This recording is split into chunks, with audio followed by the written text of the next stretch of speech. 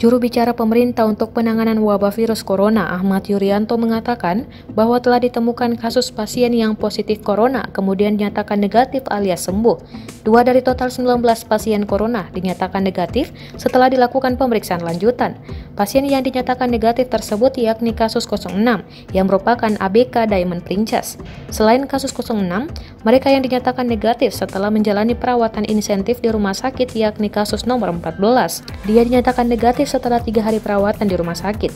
Dinyatakan negatif pada hari ketiga, kontaknya minimal, kondisi fisiknya bagus, dia merupakan kasus subkluster bukan langsung atau tertular dari yang induknya, katanya.